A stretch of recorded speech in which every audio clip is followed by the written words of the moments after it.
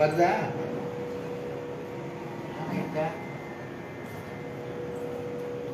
சரி, ஓகே. சரி, நான் ஆரம்பிக்கிறேன்.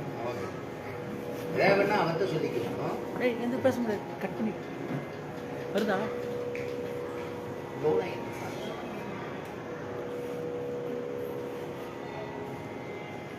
நீங்க ஆரம்பிக்கலாம்.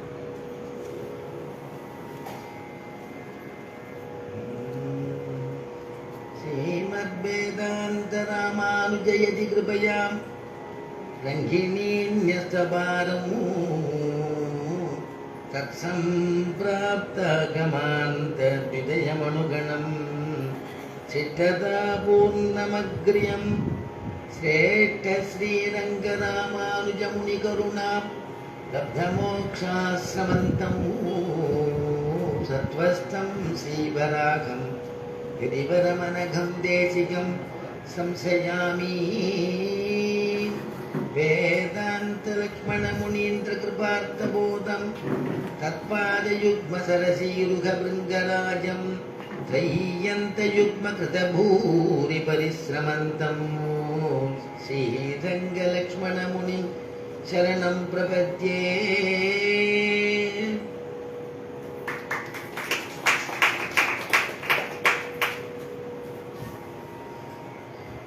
श्रीमान् वेङ्कटनाथार्यः कवितार्किककेसरी वेदान्ताचार्यवर्यो मे सन्निधत्तां सदा कृति दिशन्तु मे देव सदा द्वदीयाः दयातरङ्कानुचरा कटाक्षाः श्रोत्रेषु पुंसाममृतं क्षरन्तीं सरस्वतीं संसितकामधेनुं त्वत्प्रेयसश्रवणयोः अमृतायमानां तुल्यां त्वदीयमणिनूपुरसिञ्चितानां गोदे त्वमेव जननि त्वदभिष्टवार्हां वाचं प्रसन्नमधुरां मम संविदेहि। वन्दे वृन्दावनचरं वल्लवीजनवल्लभं जयन्ती सम्भवं धाम वैजयन्ती विभूषणम्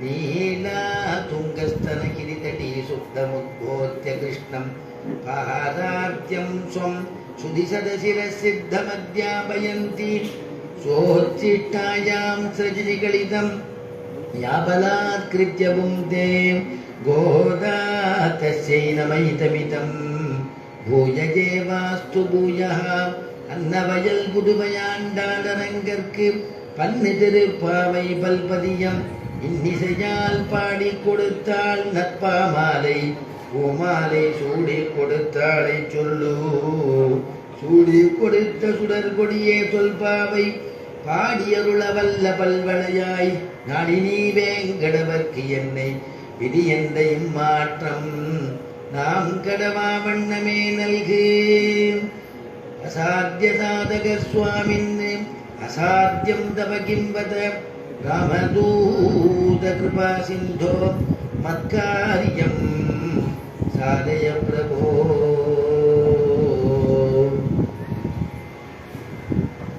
ஓங்கி உலகளந்த உத்தமன் பேர் பாடி நாங்கள் நம்பாவைக்கு சாற்றி நீராடினால் திங்கின்ற நாடெல்லாம் திங்கள் மும்மாறி பெய்து ஓங்கு பெரும் சென்னலூடு கயலுகள பூங்குவளை போதில் பொறிவண்டு கண்படுப்ப தேங்காதே புக்கிருந்து சீர்த்த முலை பற்றி வாங்க குடம் நிறைக்கும் வள்ளல் பெரும் பசுக்கள் நீங்காத செல்வம் நிறைந்தேலோர் எம்பாவாய். சங்கத்தமிழ் மாலைன்னு சொல்லக்கூடிய திருப்பாவிலே இன்றைய தினம் 3வது பாசுரத்தினுடைய அனுபவம். ஆண்டாள் முதல் பாசுரத்தினால நாராயணனே நமக்கே பறை தருவான் அப்படின்னு ஆரம்பித்தவள் 2வது பாசுரத்தினால எப்படி இருக்கணுங்கிறத சொல்றா. இது கிருத்தியா அகிருத்திய விவேகம் செய்கிறாள் அப்படின்னு அதுக்கு அவதாரிக்க. அப்ப என்ன பண்ணணும்னா வையத்தில் இருக்கக்கூடிய வையத்து வாழ்வீர்கள்ங்கிற ஆரம்பத்திலேயே பாக்கியசாலிகளேன்னு அர்த்தம். வையத்து வாழ்வீர்கள் நாமோ நம் பாவைக்கு வையத்து வாழ்வீர்கள் நாமோ நம் பாவைக்கு செய்யும் கிரீசைகள் கெளிரோ பார்க்கடலுள் செய்யும் கிரீசைகள்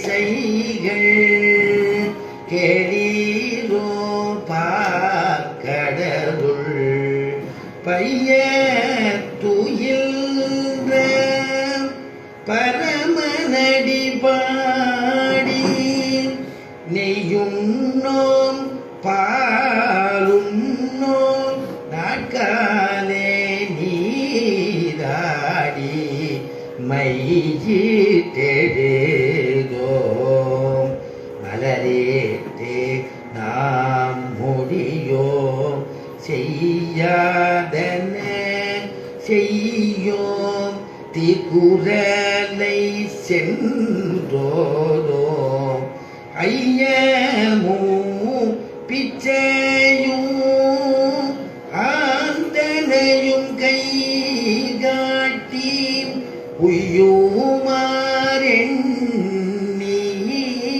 உகந்தேலோ பாவாய் அப்படின்னு 2வது பாசுரத்தை சொல்லும் பொழுது வாழ்வீர்கள் பாக்கியசாலிகள் என்ன ஆண்டார்.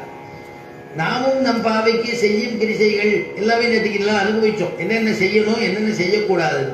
விரத காலமா இருக்கிறதுனால நெய் உண்ணோம் பால் உண்ணோம் நாட்காலே நீராடி. நெய் சாப்பிட மாட்டோம் பால் சாப்பிட மாட்டோம். நாட்காலே நீராடி அப்படின்னு ஒரு பதம் போடுறான். நாட்காலே உஷற்காலத்துல தீர்த்தமாடிட்டு பெருமாளுக்காக கிருஷ்ணனுக்காக வேண்டி கிளம்பணுமா. ஏன்னா பெருமாளுக்கு அந்த மாதிரி நாட்காலே நீராடி சீக்கிரம் வந்து தீர்த்தமாடிட்டா பெருமாள் வந்து இவ்வளவு சீக்கிரம் தீர்த்தமாடுறாளேன்னு பெருமாள் வந்து இறக்கம் வந்துருமா. இவாள் இடத்துல ஒரு பக்த பராதீனனான படியினால இறக்கம் வந்துருமா.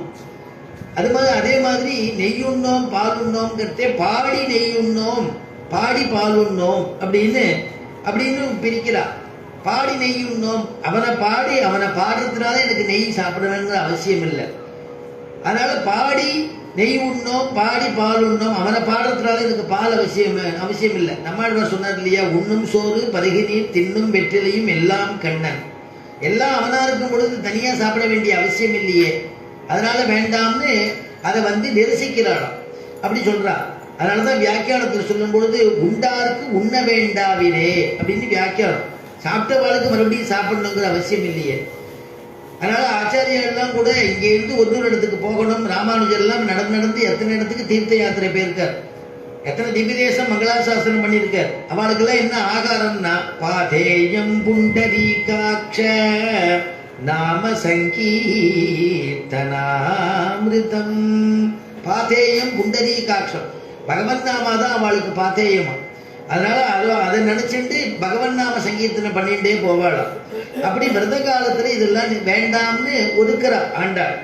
நாட்காலே நீராடி ஏன் வந்து இப்படி நீராடுறதுக்கு பெருமாள் இறங்குவானான்னா, சக்கரவர்த்தி திருமகன் பஞ்ச உஷற்காலத்துல அதாவது பஞ்சவடிங்கிற இடத்துல தங்கியிருந்த பொழுது இளைய பெருமாள் ராமபிரானும் கோதாவரி நதியில போய் ஸ்நானம் பண்றதுக்கு போறார்.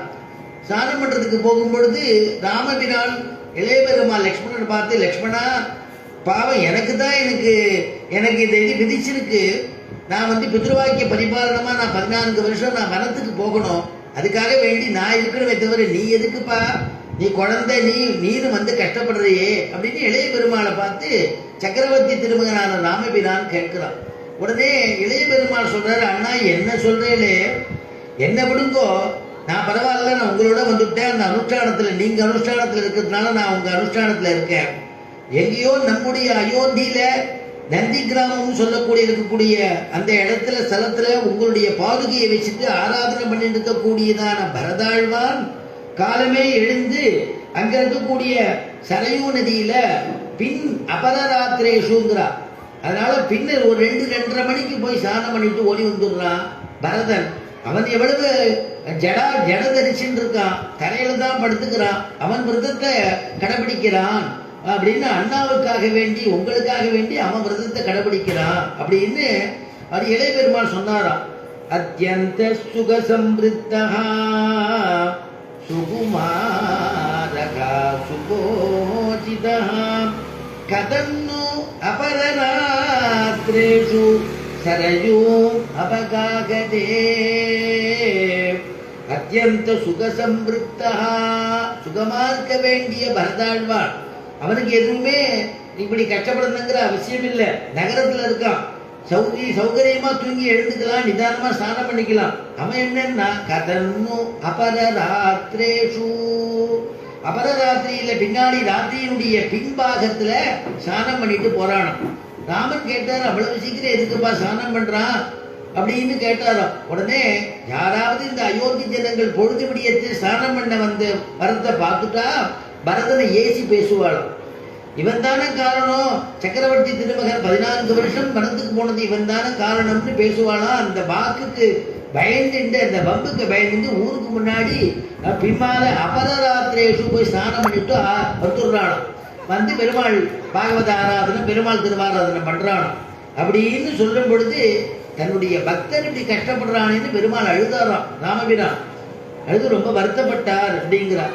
அப்படி நாட்காலே நீராடி மையிட்டெழுதோம் மலரிட்டு நான் முடியும். நாங்களா மையிட்டுக்க மாட்டோம், கிருஷ்ணன் வந்து இட்டு விட்டா இட்டுக்கிறோம். மலரிட்டு நான் முடியும், செய்யாதன செய்யும். பெரியவர்கள் ஏது செஞ்சாலும் அதெல்லாம் நான் செய்ய மாட்டோம். தீக்குறளை ஒரு பொழுதும் கோல் சொல்ல மாட்டோம். சென்றோதும் ஐயமும் பிச்சையும் ஆந்தனையும் கை காட்டி உயுமாரெண்ணி உகந்தேலோர் என்பாவா. நேற்றுக்கே எல்லாம் அதுக்கெல்லாம் அர்த்தம் அனுபவிச்சாச்சு அப்படின்னு சொல்லி அந்த பாசுரத்தை தலை கட்டினான். 3வது பாசுரத்துல ஓங்கி உலகளந்த உத்தமன் அப்படின்னு ஆரம்பிக்கிறார். ஓங்கி உலகளந்த உத்தமன் பேர்பாடி. இந்த நோன்பு என்ன காரணம்னா சர்வலாபாய கேசவா. இந்த நோன்புல ஒரு ஆயுள் விருத்திக்கோ ஒரு தனதானிய விருத்திக்கோ பண்ணக்கூடியதான நோன்பு இல்லை. இந்த நோன்பு என்னன்னா கேசவன் தான் நமக்கு பிரயோஜனம், அவனே தான் நமக்கு பிரயோஜனம், அவனுக்காக வேண்டிதான் இந்த நோன்பு. ஆண்டாலே பின்னாடி சொல்ல போறா, அரித்தித்து வந்தோம் கிருஷ்ணா உன்னை அரித்தித்து வந்தோம்னா. கண்ணன் கேட்டா சொல்லு என்ன விஷயம்னா, கண்ணா உன்னை அரித்தித்து வந்தோம்னா. மறுபடியும் கேட்டா உன்னையே அரித்தித்து வந்தோம் அப்படின்னா ஆண்டாள்லாம்.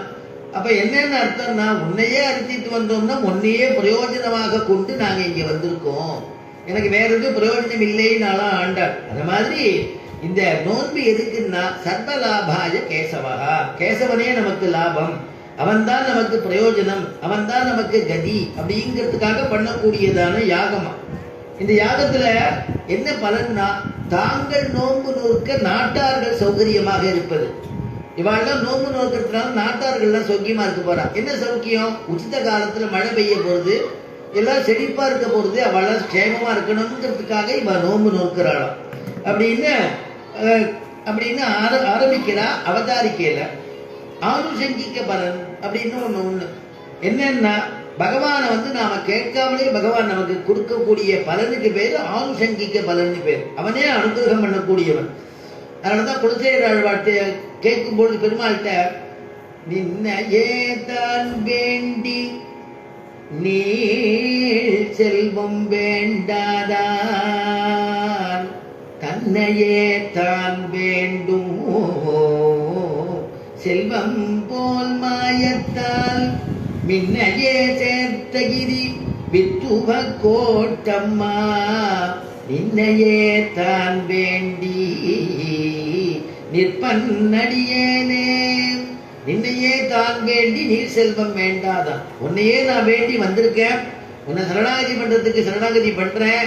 நின்னையே தான் மின்னையே சேர்த்தகிரி வித்துவ கோட்டம்மா அப்படின்னு வித்துவக்கோடுன்னு ஒரு திவ்ய தேசம், மலையாள திவ்ய தேசம். அங்க போய் ஆழ்வார் மங்களாசாசனம் பண்றார். நமக்கு பிரயோஜனம் என்னன்னா பெருமாள் தான் பிரயோஜனமா. பெருமாளுக்கு சாஸ்திரங்கள் 5 நிலைகள் சொல்லப்படுறது. பரம் யூகம் விபவம் அந்தர்யாமி அர்ச்சை அப்படின்னு சொல்லக்கூடியது. பரம் அப்படிங்கிறது பகவான் வைகுண்டத்துல பரதத்துவமாக அங்கேயே எழுந்தொழிக்கக்கூடிய ஒரு நிலை. வியூகம்ங்கிறது 2வது. திருப்பார்கடல்ல நேற்றுக்கு நம்ம அனுபவிச்சோமே, கூக்குரல் கேட்குமிடம் திருப்பார்கடல் அப்படிங்கிறதுனால யாராவது ஆர்த்தியா இருக்கக்கூடிய பக்தாள் எனக்கு ஆபத்துன்னு கத்தும் பொழுது ஓடி காப்பாற்றணுங்கிறதுக்காக திருப்பார்கடல்ல பெருமாள் சேனிச்சென்று காணும். அங்க இருக்கக்கூடிய பெருமாள் இது 2வது நிலை. அந்த நிலையில கூட வாசுதேவன் சங்கர்ஷணன் பிரத்யும்னன் அனிருத்தன் 4 சொரூபமாக சேவை கொடுக்கிறானா. இது 2வது. அதனால வியூகம்னு சொல்றது. விபவங்கிறது மூன்றாவது. ராமகிருஷ்ணாதி அவதாரங்கள்னு சொல்றது இது விபவம். அதாவது அந்த இது மூன்றாவது நிலை. அந்தர்யாமின்னு ஒண்ணு உண்டு. எல்லாருடைய ஹிருதயத்திலையும் பகவான் வந்து அங்குஷ்டமாக இருக்கான். அங்குஷ்ட மாத்திர புருஷோ மத்தியே ஆத்மனி திஷ்டதி அப்படின்னு அதுக்கு வாக்கியம். அங்குஷ்டமா இருக்கக்கூடிய பகவான் அது அந்தர்யாமின்னு. அடுத்ததாவது நிலை, அஞ்சாவது நிலை அர்ச்சாவதாரம் அப்படின்னு. இந்த 5 விஷயத்தையும் பூர்வாச்சாரியாலாம் ரொம்ப அழகா வியாக்கியானம் பண்ணி அனுபவிக்கிறார். வைகுண்டத்துக்கு நம்ம போய் பெருமாளை சேவிக்கணும் நம்மளால முடியாது. சரீரத்தோட போகக்கூடிய இடம் இல்லையே வைகுண்டம். அதனாலதான் நம்ம இந்த ரங்கநாதரை சேவிக்கிறோம், பூலோக வைகுண்டம். அதனாலதான் பாக்கியசாலிகளே ஆண்டாள் சொல்லும் பொழுதே வையத்து வாழ்வீர்கள், வாழ்ச்சி கிடைச்சவர்களே, உயர்ந்த வாழ்ச்சி பெற்றவர்களேன்னு அழைச்சார் நம்ம எல்லாம் கூப்பிட்ட ஆண்டாள். அதனால அந்த நிலைக்கு நம்ம போக முடியாது. அது ஆகாசத்தில் இருக்கக்கூடிய தீர்த்தத்தை போல, மேகஜலம் போலே அப்படின்னு வியாக்கியானத்தில் எழுதி வச்சா. மேகஜலத்தை பார்க்கலாமே தவிர எப்ப வருஷிக்கும்னு தெரியாது. வருஷிக்கும் பொழுது அதுல யார் இருக்காளோ அப்ப அவ அனுபவிக்கலாம். அந்த மாதிரி வைகுண்டம் மேகஜலம்ங்கிறது மேகஜலத்தை போல. அதே மாதிரி திருப்பார்கடல் அப்படின்னு சொன்னா, திருப்பார்கடல் அடுத்த ஸ்டெப்பு. அதே மாதிரி யூகம் விபவம். விபவம்னா ராமகிருஷ்ணாதி அவதாரங்கள். காட்டாறு போலே விபவம்னு எழுதி வச்சா. காட்டாறு போலே விபவம்னா எப்படின்னா, திடீர்னு ஒரு வெள்ளம் வந்து கொடுத்தோம்னா அந்த வெள்ளம் வரும் பொழுது அந்த கரைக்கு பக்கத்துல யார் யார் இருக்காளோ, அக்கம் பக்கத்துல யார் இருக்காளோ அவ அனுபவிப்பா. அவதான் அந்த வெள்ளத்தினுடைய எவ்வளவு வேகமா வந்தது என்னன்னு தெரியும். அதனால காட்டாறு போலே விபவம்னா. அதுக்கப்புறமா அந்த அந்தர்யாமின்னு சொல்லக்கூடிய 4வது நிலை. அந்தர்யாமியை சொல்லும் பொழுது பூகர்ப்ப ஜலம் போலேன்னு எழுதி வச்சா. பூமியில தோண்டி தோண்டி எடுக்கணும், எவ்வளவு தூரம் தோன்றோமோ அவ்வளவு தூரம் நல்ல ஜலம் கிடைக்கிறது. அவ்வளவு தோண்டினாதான் கிடைக்கிறது. அந்த மாதிரி பகவானை தியானிக்க தியானிக்க பகவான் கிடைப்பான் அப்படிங்கிறது தான் 4வது நிலை. 5வது நிலை என்னன்னா, தேங்கின மடுக்கல் போலே அர்ச்சாவதாரம் அப்படின்னு எழுதி வச்சா. தேங்கின மடுக்கள் அப்படின்னா வெள்ளம் வர சமயத்துல அங்கங்க இருக்க குழி இருக்கோ, அந்த எங்கெங்க சுனை இருக்கோ அங்க தங்கி இருக்கக்கூடிய ஜலத்துக்கு அந்த ஜலம் இருந்துடுச்சுன்னா பின்னா திருமங்கையாழ்வார் சாதிக்கிறார், பின்னானாது வணங்கும் சோதிங்கிறார். பின்னாடி வரக்கூடியவாள்லாம் வணங்கும்படியான ஒரு ஜோதியாக பெருமாள் அங்கங்க எழுந்தொழி இருக்காங்கிறார். சீரார் திருவேங்கடமே திருக்கோவலூரே, சீரார் திருவேங்கடமே திருக்கோவலூரே, மதில் கட்சி ஊரகமே பேரகமே பேராமரிதிருத்தான் வெள்ளரையே வெக்காவே பேதாலி தங்காள் நரையூர் திருப்புலியூர் ஆராமம் சூழ்ந்த அரங்கமும். என்னன்னா, எந்த திவ்ய தேசத்துக்கு எங்க போனாலும் கடைசியில் எங்க வந்துடணுமா, ஸ்ரீரங்கத்துக்கு வந்துடணுமா. ஆறாமும் சூழ்ந்த அரங்கம் அப்படின்னு திருமங்கையாழ்வார். இப்ப இதெல்லாம் தேங்கின மடுக்கள் போலே அர்ச்சாவதாரம் அனுபவிச்சா. அதே மாதிரி ஆண்டாள் இங்க சொல்லும் பொழுது முதல் பாசுரத்தினால நாராயணனே நமக்கே பறை தருவார்னா அது பரதத்துவம். 2வது பாசுரத்தினால பார்க்கடலுள் பையற்றுகின்ற பரமன் அடிபாடின்னு சொன்னார், அது க்ஷீராப்தி. திருப்பார்கடல் 2வது பெருமாளுடைய அவதாரம், 2வது நிலை. 3வதாக நிலை ராமகிருஷ்ணாதி அவதாரங்கள்னு சொல்லியிருக்கு, அது விபவம். அது அப்படியே ஆண்டாள் இங்க என்ன பண்றா, வாமன திருவிக்கிரம அவதாரமாக அனுபவிக்கிறார். அதுவும் அர்ச்சாவதாரம் தான். ஆண்டாள் கொண்டாடுறா வாமன திருவிக்கிரம அவதாரம் அர்ச்சாவதாரம், அதை சொல்றா. 4வது ஆழிமலை கண்ணா, நாளைக்கு அனுபவிக்கக்கூடிய பாசுரத்துல ஆழிமலை கண்ணா அந்தர்யாமியை பத்தி சொல்ல போறா. அந்தர்யாமி இருக்கக்கூடிய பெருமாளை பத்தி சொல்றா. அடுத்தது மாயனை மண் 5வது பாசுரத்துல அனுபவிக்கும் பொழுது அந்த மாயன் யாரு, மணிவண்ணன் யாரு, அவர் கிருஷ்ணன் தான் அப்படிங்கறத நமக்கு காமிச்சு கொடுக்க போறா. வடபெரும் கோயிலுடையான் தான் அந்த கிருஷ்ணன் காமிச்சு கொடுக்க போறா. அது அர்ச்சாவதாரம்னு சொல்லி இந்த 5 நிலை. இன்னைக்கு நாம அனுபவிக்க வேண்டியது 3வது பாசுரத்துல வாமன திருவிக்கிரம அவதாரம் அப்படின்னு வியாக்கியானத்துல எழுதுறா. ஆர்த்தரட்சணத்திற்காக ஒரு பயணம் எடுத்து திருப்பார்கடலிலே சாய்ந்து எழுந்தருளியவர் ஆர்த்தத்வனி கேட்டு நிமிர்ந்தருளினார் என்றபடி. திருப்பார்கடலில் சேமிச்சுட்டு இருக்கக்கூடிய பெருமாள் ஆர்த்தத்வனி கேட்டாராம், என்னை காப்பாத்துறதுக்கு யாரும் இல்லையா, எனக்கு அனுகிரகம் பண்ணக்கூடாதான்னு பக்தாதிகள் யாராவது அலறினா, தோ நான் இருக்கேன், தோ வந்துட்டேன்னு அனுகிரகம் பண்றதுக்காக இப்படி கிட்டக்க வந்து சேனிச்சுட்டு இருக்காராம். ஆசிரியர்கள் கண்ணீரை பார்த்து உடம்பு குறுகியபடி, ஆசிரியர்களுடைய கண்ணீரை பார்த்து உடம்பு குறுகிட்டான். ஏன்னா எல்லாரையும் அப்படி ஒரு பாடுபடுத்தி இருக்கார் மகாபலி இல்லையா? அதனால அவள்லாம் சேர்ந்துட்டு பெருமாள் இடத்துல பிரார்த்தனை பண்ணினதுனால உடம்பு குறுகியபடி மகாபலி நீர் பார்த்ததும் நிமிர்ந்தருடையபடி அப்படின்னு எழுதுறார். அதனால அது எப்படி வந்து குறுகி வாமனனா வந்தான், அப்புறம் நிமிர்ந்து திருவிக்கிரமனாக ஆனான்ங்கிறதுக்கு எழுதுறா. பனிப்பட்ட மூங்கில் போலே, பனிப்பட்டு கொடுத்தோம்னா அந்த மூங்கிலானது அப்படியே வளைஞ்சு போயிடுமா பனி காலத்துல. அதே சமயத்தில் சூரியன் பிரகாசம், சூரியனுடைய கிரணம் பட்டு கொடுத்தோம்னா அந்த மூங்கில் நிமிர்ந்து நிற்குமா. அந்த மாதிரி ஆசிரியர்கள் லட்சணத்துக்காக அவளுக்காக வேண்டி தான் வந்து யாசகம் வாங்கிறதுக்காக வந்த அவதாரம் இந்த மூன்றாவது பாசுரத்தினுடைய அவதாரம் ஓங்கி உலகளந்த. அது அனுபவிக்கிறா. எப்பேற்பட்டவன் அவன் வந்து இங்க வந்து தானம் வாங்கணுங்கிற அவசியமே இல்லை. அதனாலதான் எப்பேற்பட்டவன் புருஷோத்தமன் இங்க வந்தாங்கிறத அனுபவிக்கிறான். ஓங்கி உலகளந்த உத்தமன் பேர் பாடி, ஓங்கி உலகளந்த உத்தமன் பேர் பாடி, நாங்கள் நம் பாவைக்கு சாத்தி நீராடினால். ஓங்கி உலகளந்த உத்தமன் பேர் பாடி, நாங்கள் நம் பாவைக்கு சாத்தி நீராடினால். திங்கின்றி நாடெல்லாம் திங்கள் மும்மாறி பெய்து, ஓங்கு பெரும் சென்னல் ஊடு கயலுகள, ஓங்கு பெரும் சென்னல் ஊடு கயலுகள.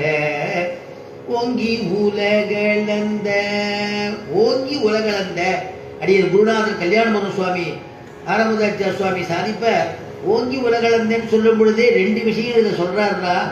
ஓங்கி அப்படின்னாலே ஏற்கனவே ஓங்காமல் இருந்தவன் இப்போ ஓங்கினான் அப்படின்னு சங்கத்தமிழ் மாலை ரெண்டு அர்த்தத்தை கொடுக்கிறது. அப்படிப்பட்டதான ஓங்கி ஏற்கனவே ஓங்காமல் இருந்தவன் இப்போ ஓங்கினான், திருவிக்கிரமனாக ஓங்கினான். ஓங்கி உலகளந்த உத்தமன் பேர் பாடி. ஏன் வந்து பூலோகத்துக்கு வரணும் அப்படின்னா, உலகம் உண்டான நாளா சிருஷ்டி உண்டான நாளா தேவர்கள் உண்டு அசுரர்கள் உண்டு. ரெண்டு பேரையும் பகவான் தான் சிருஷ்டிக்கிறான். ஒரு சமயம் தேவர்கள்லாம் குதூகலமா இருப்பா, ஒரு சமயம் அசுரர்கள்லாம் குதூகலமா இருப்பா. தேவர்கள் என்ன பண்ணுவா, தேவர்கள் ஒரு சமயம் இழந்து நிற்கும் பொழுது, ராஜ்யம் எல்லாம் இழந்து நிற்கும் பொழுது பெருமாள் ஒரு உபாயம் சொன்னான். ஒண்ணுமில்ல, நீங்களும் அசுரன் சேர்ந்து ரெண்டு பேரும் அமிர்த மதனில் இல்லை, அமிர்தம் கிடைங்கோ, அதுல இருந்து அமிர்தம் வரும், அந்த அமிர்தத்தை நான் வந்து உனக்கு கொடுக்குறேன், அதை சாப்பிட்டு நீ அவளை ஜெயிச்சுடலாம், ராஜ்ய பரிபாலனை பண்ணி சௌரியமா இருக்கலாம்னு உபாயம் சொல்லி, அதுலதான் நாச்சியா திருக்கோலம் எல்லாம் பண்றாளே அதுலதான் அப்படி அமிர்த மதனில பண்ணி, அதனால அமிர்தத்தை சுவீகரிச்சுட்டு ராஜ்யத்துல உட்கார்ந்துட்டான் இந்திரன். உடனே அசுரர்கள்லாம் தோற்று போனதுனால தலைமறைவாக ஆயிட்டா. அசுரர்கள்லாம் செதறி போயிட்டா. அந்த செதறி போனதுல ஒரு உதிரியா இருந்த ஒருவர், ஒரு குழந்தை, அந்த குழந்தைய அசுரர்கள்லாம் கூட்டங்கள்லாம் என்ன பண்ணிட்டு அந்த குழந்தைய கொண்டு போய் அசுரகுரு சுக்கராச்சாரியார்ட்ட கொண்டு போய் ஒப்படைச்சது. இந்த குழந்தைய வச்சு நீங்க வளர்க்கணும், பரிபாலனை பண்ணணும்னு. அந்த குழந்தையை எடுத்து வளர்த்தார்.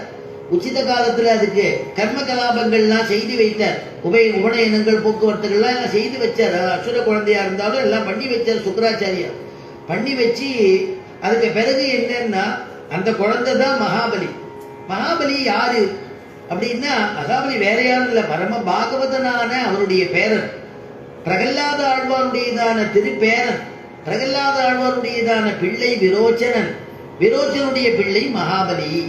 மகாபலி அப்படிங்கிறவன் என்ன, இந்த மகாபலியை தயார் பண்ணி அவனை வந்து இந்திராதி தேவதைகளை ஜெயிக்கும்படியா வித்தையெல்லாம் சொல்லி கொடுத்தார்.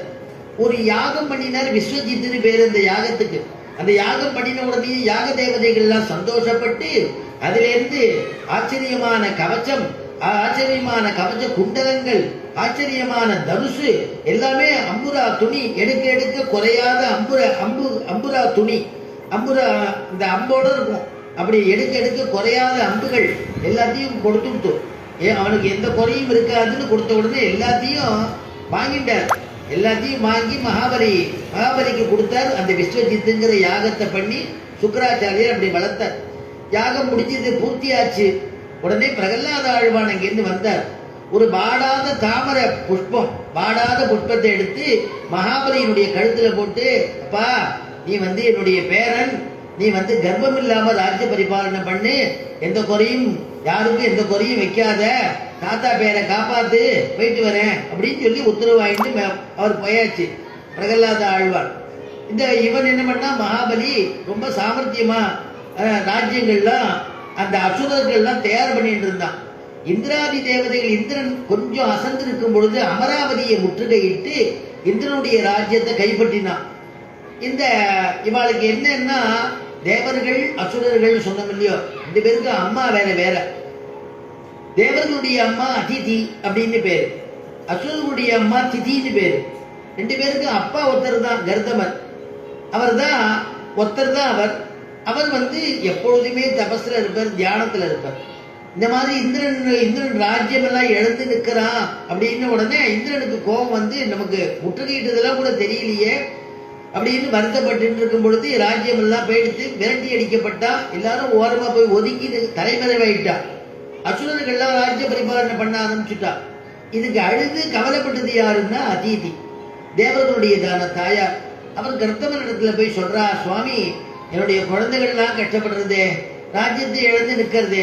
உடனே அவர் சொன்னார், இது புதுசாமா, ஒரு சமயம் அசுரர்கள்லாம் ராஜ்யம் ஆடுவா, இத்தனை நாள் உன் பிள்ளையெல்லாம் ராஜ்யம் ஆளலையா, இது சகஜம். நீ எப்போ பார்த்தாலும் புத்திர பாசம் வச்சிருக்க, புத்திரன்ட்டே இருக்க. உன்னுடைய எண்ணத்தை மாற்றி பகவான் மேல வெயி, உன்னுடைய சோகமெல்லாம் சம்சார சோகமெல்லாம் தீரும், உனக்கு ஞான உபதேசம் பண்றேன் அப்படின்னாலும் அவ கை கூப்பினா, அதெல்லாம் இருக்கட்டும், என்னுடையதான வாத்சரி எனக்கு புத்திர பாசம் எனக்கு விட்டு போகல, குழந்தைகள்லாம் அனாதைகளா போயிடுத்து, அவளுக்கு நீங்க தான் அபயம் கொடுக்கணும், ஏதாவது ஒரு யுக்தி தெரியுமே உங்களுக்கு, நீங்க எல்லாம் மகான்களாச்சே, எனக்கு அனுகிரகம் பண்ணணும்னு வேண்டினாலும். உடனே அவர் சொன்னார், அம்மா சரி நீ இவ்வளவு தூரம் கேட்கறதுனால சொல்றேன், அதிதி நீ பயோவிரதம்னு ஒண்ணு இருக்கு, அது பங்குனி மாசத்துல பால்குண்ய மாசத்துல பண்ண வேண்டியது, 12 நாள் பண்ண வேண்டியது, சுக்கரபக்ஷத்துல பண்ண வேண்டியது, பிரதம திதியிலேருந்து ஆரம்பிச்சு பௌர்ணமி பரியந்தம் பண்ண வேண்டியது. பால் மட்டும்தான் ஆகாரம் எடுத்துக்கணும், தரையில தான் படுத்துக்கணும், விரதமாக அனுஷ்டிச்சியானால் அந்த வாசுதேவன், இதுக்கு அதிஷ்டான தேவதை வாசுதேவன், அவனுடைய கிருபை உனக்கு கிடைக்கும் அப்படின்னு சொல்லிட்டு கிளம்பினாராம். சுவாமி எங்க கிளம்புறேன், என்கிட்ட விரதம் சொல்லிட்டேன், விரதத்தை பூர்த்தி பண்ணி கொடுக்கணும், நீங்க இருந்துட்டு போகணும்னு பிரார்த்திச்சிருந்தாள். அவரும் கர்தமனும் கூடையே இருந்து விரதம் முடிஞ்ச உடனேயே ஆச்சரியமான பெருமாளுடைய தரிசனம். அதனால பெருமாள் சங்கு சக்கர தாரியா அப்படியே நீலமேக சாமரனா சீவத்சாங்கித பக்ஷஸ்தரனா கௌஸ்துபா முக்த கர்தனா ஆச்சரியமாக தரிசனம் கொடுக்கிறார். அந்த பெருமாளை பார்த்து கைகூப்பி வணங்குறாள் அதிதி. நமஸ்துப்யம் பகவதே புருஷாய மகீயசே, நமஸ்துப்யம் பகவதே புருஷாய மகீயசே. அப்பா பிரபோ வாசுதேவா சர்வலோக சரண்யான்னு இந்த பெருமாள் இடத்துல சரணாகதி பண்ணினார். பெருமாள் சந்தோஷப்பட்டார். பெருமாள் உன்னுடைய பயோபிரதமானது பலிதமாயிடுத்து, உனக்கு குழந்தையை நான் கொடுக்கறதை விட நானே உனக்கு புத்திரனாக பிறக்கிறேன் அப்படின்னார்.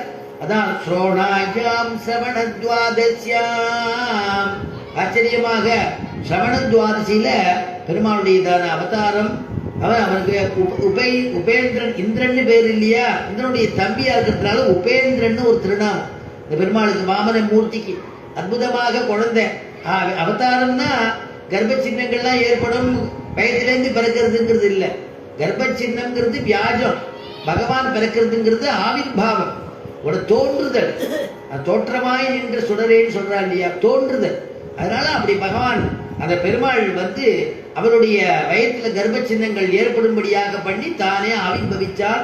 சமண துவாதசியில பெருமாளுடைய அவதாரம் பண்ணின உடனேயே அந்த குழந்தை பிறந்தவுடனே செய்யக்கூடிய கர்ம கலாபங்கள்லாம் கர்தமர் செய்விச்சார். அதிதி 2 பேருமா சேர்ந்து ஜாதகர்மம், நாமகரணம், அன்னப்பிராசனம், சவுளம், உபநயனாதிகள் கர்மாக்கள்லாம் செய்யணுமே.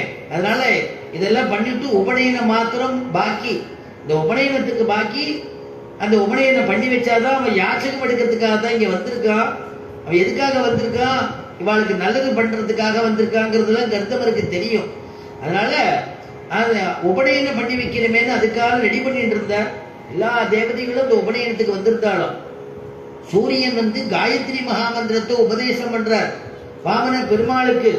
பிரகஸ்பதி ஆத்து வாத்தியார் பிரகஸ்பதி சொல்றோம் இல்லையா, அவர் தான் தேவகுரு பிரகஸ்பதி. அவர் வந்து நூத்த பூணல் பிரதிஷ்ட பண்ணதான பூணல், அற்புதமான பூணலை இந்த குழந்தைக்கு கொடுத்து அனுகிரகம் பண்றார். கஷ்யபர் மௌஞ்சியை கொடுக்கிறார், இடுப்புல கட்டிக்கிறது மௌஞ்சின்னு சொல்றது. ஆச்சரியமான மான் தோல் போட்டுக்கிற பிரம்மச்சாரி, அந்த பிரம்மச்சாரிக்கு பூமி தேவி மான் தோலை கொடுத்து அனுகிரகிக்கிறார். சோமன்கிற தேவதை பலாச தண்டத்தை கொடுக்கிறான். அதிதிங்கிறவள் அவளுடைய தாயார், குழந்தையினுடையதான அம்மா கௌபீனத்தை கொடுக்கிறாளாம். கௌபீன ஆச்சாதனம்னு சொல்லியிருக்கு. கௌபீனத்தை கொடுக்கிறாளாம் குழந்தைக்கு, கட்டிக்கோன்னு. சந்திரன் வந்து கொடை கொடுக்கிறான், பிரம்மதேவன் கமண்டல கொடுக்கிறான். அப்படி சப்த ரிஷிகள் 7 பேர் வந்து தர்பை, அந்த வைதிக காரியங்கள் சமிதாதானங்கள்லாம் பண்ணணும் இல்லையா, குழந்தை இனிமே அனுஷ்டானம் எல்லாம் பண்ணணுமே, அதுக்காக கூர்மையான ஆச்சரியமாக அந்த எப்ப தர்ப்ப சங்கிரகம்னு போட்டிருக்கோ அந்த சங்கிரகணம் அன்னைக்கு அந்த தர்ப்பத்தை கிரகிக்கணுமா. அந்த கிரகிச்ச உத்தமமான தர்ப்பத்தை சப்த ரிஷிகள் கொடுக்கிறா. சரஸ்வதி ஜபமாலையை கொடுக்கிறா. குபேரன் பிக்ஷா பாத்திரத்தை கொடுக்கிறான். பிக்ஷா பாத்திரத்துல யார் அன்னமிடுறான்னா உமாதேவி அன்னமிடுறா அப்படின்னு பாகவதம் வர்ணிக்கிறது. பாகவதத்தினுடைய 8வது ஸ்கந்தத்துல வரக்கூடியதான சரித்திரம் இது. இந்த வாமன சரித்திரம்ங்கிறது அவ்வளவு அற்புதமா இதை எல்லாத்தையும் வாங்கிட்டு உபநயனம் ஆயிடுத்து. குழந்தை படிச்சுன்னு இருக்கு. உடனே மிருகக்கச்சம்ங்கிற இடத்துக்கு நர்மதா நதிக்கரைக்கு குழந்தை புறப்பட்டு கொடுத்து. சின்ன குழந்தை, சின்ன பிஞ்சு காலு பிஞ்சு கை. ஆனா அந்த இப்படிப்பட்டதான ஒரு குழந்தை சாதாரண குழந்தைய போல நம்ம குள்ளமா இருக்கிற ஒருத்தரை பார்த்து நம்ம மனசு நினைச்சு கூடாது. இவ வந்து சாமுத்திரிகா லட்சணத்தோட குழந்தையா இருக்கு. எந்த கை என்ன அளவு இருக்கணுமோ, எந்த சாமுத்திரிகா லட்சணம்ங்கிறது எப்படி பரிபூர்ணமா இருக்கணுமோ அவ்வளவு அழகா இருக்கானாம் குழந்தை. ஏன்னா பெருமாள் பரபிரம்மத்தை பத்தி சொல்லும் பொழுது அனோரணியார் மகதோ மகியான்னு வர்ணிக்கிறார். பெருசுக்கெல்லாம் பெருசானவன், சிறுசுக்கெல்லாம் சிறியவன் பகவான் பரபிரம்ம ஸ்வரூபம். அதனால அப்படிப்பட்டதான குழந்தை ரொம்ப அழகா இருக்கான். கிருஷ்ணனை வேணா மனசுல நினைச்சுக்கோ, கிருஷ்ணன் குழந்தைகள் எவ்வளவு அழகா இருந்தான். அந்த மாதிரி அந்த கிருஷ்ணன் மாதிரி குழந்தை அப்படி எழுந்து நிற்கிறது வாமன பெருமாள். அழகா 5 வயசு பாலகன் கிடுகிடுன்னு விச்சுக்கு நடக்கிறது, கை காலை வீசி நடக்கிறது. தாழம் கொடையை வச்சிருக்கு. யஜ்ஞோபவீதம் ஆயிடுத்து. மான் தோலை போட்டுட்டு மிஞ்சி கட்டிட்டு கையில கமண்டுருவை எடுத்துட்டு ஒரு கையில கொடையை பிடிச்சிட்டு இங்கேருந்து மகாபலி சக்கரவர்த்தி இடத்துல போறது. அங்க போகும் பொழுது அங்க யாகசாலையில பாக்குறான். யாகசாலையில பார்த்தா யாரும் எல்லாருமே இந்த குழந்தைய பார்த்த உடனே இன்னான்னு தெரியலையா எழுந்துட்டாலும். திருமங்கை ஆழ்வார் சொல்றது, பெருமாள் கனவுல வந்தா கூட இன்ன பெருமாள் தெரிய மாட்டேங்கிறது. இன்னார் என்றறியே அன்னே ஆடியொடும் பொன்னார் சார்கம் உடைய அடிகளை இன்னார் என்றறியேன். இன்னான்னு தெரியலையே. சார்ங்கத்தை சாத்திட்டு வரக்கூடிய பெருமாள் சாரங்கபாணியா சக்கரபாணியான்னு தெரியலையே. இன்னா இன்னும் திவ்யதேசம்னு தெரியலையேங்கிறாராம். அந்த மாதிரி இந்த வாமன பெருமாள் யாகசாலைக்குள்ள நுழைஞ்ச உடனே இன்னான்னு தெரியலையே. இந்த பெருமாள் யாரு, இந்த மூர்த்தி யாரு, இவன் யாரு, ஒருவேளை தேவலோகத்துல வந்த தேவனா இல்ல அஸ்வினி குமாரனா, அதுல ஒருத்தர் வந்துட்டாளா, இங்க யாருன்னு தெரியலேன்னு அத்தனை பேர் எழுந்து நிற்கிறாளாம். மகாபலிக்கு பரம சந்தோஷம். யாருன்னு பார்க்கிறான், குழந்தைய வரவேற்கிறான். இப்பதான் பாடசாலை முடிச்சிருப்பான் போல இருக்கு. அத்தியனமான சகல சாஸ்திரமும் வாய்ச்ச குழந்தை மாதிரி இருக்கு. இந்த குழந்தைக்கு நம்ம தானம் கொடுக்கறது மகாபாகியமாச்சே. குழந்தை என்ன வேணும் அப்படின்னு கேட்கிறான். கஸ்துவம் பிரம்மன்னே, என்ன வேணும்பா உனக்கு அப்படின்னு கேட்கிறான். நீ யாரு கஹா, நீ யாரு முதல்ல அப்படின்னா அவன் அப்பா அம்மா பேரை சொன்னா அவன் தெரிஞ்சுக்கலாம் மொழி இன்னாருன்னு. நான் குழந்தை சொல்லித்தான் யாரு அப்படின்னு கேட்கும்போது நான் யாருன்னு சொல்றது. குழந்தை சொல்லித்தான் அநாதா, நான் அநாத, எனக்கு யாரும் கிடையாது அப்படின்னு. உடனே அவன் வருத்தப்பட்டானா. அநாதையா, ஐயோ பாவமே, இந்த குழந்தைக்கு அப்பா அம்மா கூட இல்லை போல இருக்கே அப்படின்னு வருத்தப்பட்டானா. ஆனா வாமன பெருமாள் என்ன நினைச்சுட்டு சொன்னாரா, ஏன்னா எனக்குன்னு நாதன் இருந்தாதான நான் நாதனை சொல்ல போறேன். எல்லாருக்கும் நான் நாதனா இருக்கிறதுனால எனக்கு நாதன் கிடையாதுங்கிறதுனால அநாதகான்னு தான். கொச்சத்தை பாபா செத்திக்கி, நீ எங்க வாசம் பண்ற, எந்த இடத்துல பாடி இருக்க, உன் வீடு சொல்லு, அட்ரஸ் சொல்லு அப்படின்னு கேட்டானா மகாபலி. உடனே குழந்தை சொல்லித்தான், எந்த பிரம்மதேவனால சிருஷ்டிக்கப்பட்ட எல்லா இடமுமே என்னுடைய இடம் தான். யாக்கிலா பிரம்ம சிருஷ்டி. உடனே அவன் நினைச்சுட்டானா, தேசாந்திரி போல இருக்கு இந்த குழந்தை, இப்படியே எல்லா இடத்துக்கும் போயிட்டு சஞ்சாரம் போயிட்டு வரும் போல இருக்குன்னு நினைச்சான்னா மகாபலி. வாமன பெருமாள் என்ன நினைச்சுன்னு சொன்னாரா, எந்த ஒரு பிரம்மதேவன் எல்லாத்தையும் சிருஷ்டிக்கிறானோ அவர் என்னுடைய ஆக்கியை கேட்டுதான் சிருஷ்டிக்கிறான், நான் சொன்னதை வச்சுட்டு தான் சிருஷ்டிக்கிறான். அதனால நான் சொன்ன அந்த பிரம்மா சிருஷ்டிச்ச எல்லா இடத்துலையும் பகவான் இருக்கான் இல்லையா, அந்தர் பகிச்ச தத் சர்வம் வியாபிய நாராயண ஸ்திதா, அதனால எங்கும் இருக்கான் அப்படிங்கிறது, எங்கும் நான் இருக்கிறவன்கிறத அவன் சொல்றானா. யாக்கிலா பிரம்ம சிட்டி. சரி சரிப்பா, அப்பா வாமன பெருமாளை பார்த்து கேட்கிறான் மகாபலி, கத்தே திராதா, உன்னை யார் பார்த்துக்கிறா, கத்தே திராதா. சரி உன்னுடைய அப்பா யாரு அப்படின்னு, என்ன அப்பாவா நான் நினைக்கல, என்னை யாரும் பார்த்துக்கிறதுக்கே எனக்கு யாரும் கிடையாது, அப்பாவா நான் நினைக்கிறதே இல்லைன்னு தான். ஏன் அப்பா நினைக்கல, அப்பா விட்டு கோபம் போல இருக்கு, அப்பா விட்டுட்டு வந்துட்டுன்னு நினைச்சிட்டு இருக்கானா மகாபலி. அவன் பெருமாள் நினைக்கிறாதா வாமனவதா, எனக்குன்னு அப்பா இருந்தாதானே நான் அப்பாவை நினைக்க சொல்ல முடியும், இன்னார் அப்பான்னு. எனக்குன்னு அப்பா யாரும் கிடையாது, நான் தான் எல்லாருக்கும் அப்பாவா இருக்கானே, உங்களுக்கெல்லாம் கூட நான் தான்டா அப்பா அப்படிங்கிற எண்ணத்துல இருக்கானா. சரி என்ன வேணும்னு கேட்கிறானா. பதத்திரயம், என்னுடைய கால்னால எனக்கு 3 அடி மண்ணு கொடுந்தானோ. ஏண்டா உனக்கு ரொம்ப அற்புதமா இருக்க, ஒரு கன்னிகையை கொடுக்கட்டுமா, இல்ல வைடூரியம் கோமேதகம் உயர்ந்த கல்லெல்லாம் இருக்கு, உனக்கு ஏதாவது நவரத்ன மாலையோ அந்த மாதிரி உயர்ந்த மாலையை கொடுக்கட்டுமா, எது கேட்டாலும் உனக்கு தர, நீ என்னமோ அல்பமானது ஒரு மண்ணை கேட்கிறியே, அப்படி அதுவும் 3 அடி போருன்னு கேட்கிறியே, என்னுடைய பாதத்தால நான் அளந்து கொடுக்கட்டுமான்னு கேட்டானா. வேண்டாம் நானே அளந்துக்கிறேன்னு தான் குழந்தை, என்னுடைய பாதத்தால் யான் அளப்ப மூவடிமன், நானே அளந்துக்கிறேன் அப்படின்னு தான். உடனே என்னன்னு தெரியலையேன்னு அவர் தடுக்கணும்னு சுக்கராச்சாரியர் தடுத்து பார்த்தார். அவனுக்கு நீ கொடுக்கப்படாதுன்னு, நீங்க தானே எனக்கு காலக்ஷேபம் சொல்லி கொடுத்துருக்கேள், யாசகம்னு ஒருத்தன் தான் அவளுக்கு கேட்டதே இல்லை, எது கேட்டாலும் கொடுக்கணும், இல்லாட்டா உனக்கு நரகம்னு சொல்லியிருக்கேளே, இதெல்லாம் உபதேசம் பண்ணிட்டு இப்ப கொடுக்கப்படாதுங்கிறேன். இல்ல வந்திருக்கிறது பகவான், அவனை கொடுத்தா நீ ஆண்டியா இருப்ப, எல்லாத்தையும் இழந்து நின்றுடுவ. மாயா மாணவகோ ஹரிஹி, அவன் மாணவகனா வந்திருக்கான், ஒரு பாடசாலை பையன் மாதிரி வந்திருக்கான், வித்தியார்த்தி மாதிரி வந்திருக்கான், ஆனா அவன் மாயன் அப்படிங்கறதெல்லாம் உணர்த்துற. உடனே அவன் மகாபலி அட்டகாசமா சிரிக்கிறான். என்ன சிரிப்புன்னா, அவன் ஒருவேளை விஷ்ணுவாவே இருக்கட்டும், நீங்க சொன்ன மாதிரி விஷ்ணு என்னிடத்துல யாசகம் வாங்கிட்டான்னு இருக்கட்டுமே, அதனால நான் கொடுத்துதான் தீருவேன் தானா. அதனால பெருமாள் யாசகம் வாங்கறதுக்கு யாசகம் கேட்கிறான், யாசகத்தை கொடுக்கறான், 3 அடி மண்ணை அளந்து கொடுக்கறான், பக்கத்துல கூடிய விந்தியாவளியில தீர்த்த சேர்க்க சொல்றான், அந்த குழந்தையுடைய கையில விடுறான், கிட்டு வளர்த்தான். ஒரு அடியினால சர்வலோகத்தையும் வளர்ந்தான், அடுத்த அடியினால தேவலோகத்துல மேலோகத்துல இருக்கக்கூடிய எல்லாத்தையும் வளர்ந்தான். 3வது திருவடி என்ன பண்றது கேட்டா, மகாபலி என்னுடைய சிரசிலேயே வச்சுருன்னா. அப்படிப்பட்டதான உத்தமமான அவதாரமா. அதான் ஆண்டாள் சொல்லும் பொழுது ஓங்கி உலகளந்த உத்தமன் அப்படின்னா. உத்தமன்னா அதுல ஒரு 3 கேட்டகரியை சொல்றா. உத்தமன், மத்தியமன், அதமன் அப்படின்னு சொல்றா. உத்தமன் அதமன்கிறவன் என்னன்னா, தானும் வாழக்கூடாது பிறரும் வாழக்கூடாதுன்னு நினைக்கக்கூடியவன் அதமன். மத்தியமன் என்ன, நம்ம தான் வாழ்ந்துட்டோமே, நமக்கு வேணுங்கிறத கிடைக்கிறது, அவனும் சாட்டு போட்டோம் இருந்துட்டு போட்டோம் அப்படின்னு நினைக்கிறவன் 2வது கேட்டகிரி மத்தியமன். உத்தமன் என்னன்னா, பிறத்தியாரு இருக்கட்டும், அவனை வாழ வைக்கணும், அவனை முன்னுக்கு கொண்டு வரணும், நம்ம அவமானப்பட்டாலும் அவனால நமக்கு அவமானம் வந்தாலும் பரவாயில்ல, அவன் வாழட்டும் நினைக்கக்கூடிய ஒரு உயர்ந்த உள்ளம் கொண்டவனா. அதனாலதான் உத்தமன்கிற பதம் போட்ட ஆண்டாளுங்க. ஏன்னா அவன் வள்ளல் தன்மை உள்ள இருக்கு இல்லையா. சதுர்ணாம் புருஷார்த்தானாம் தாத்தா தேவோ சதுர்புஜகான்னு வாக்கியம். பெருமாளுக்கு எதுக்கு 4 திருக்கரங்கள்னா, அலம்புரிந்த நெடுந்தடக்கே அமரர் வேந்தன்ன திருமங்கையாழ்வார். எது கேட்டாலும் அள்ளி கொடுக்கக்கூடிய வள்ளல் அந்த பெருமாள். சதுர்புஜம் பெருமாளுக்கு எதுக்குன்னா, உனக்கு சதுர்வித புருஷார்த்தத்தை கொடுக்கணுங்கிறதுக்காக பெருமாளுக்கு 4 புஜங்களாம், 4 திருக்கரங்களாம். அதனால தர்மம், அர்த்தம், காமம், மோட்சம்னு 4 இருக்கு இல்லையா.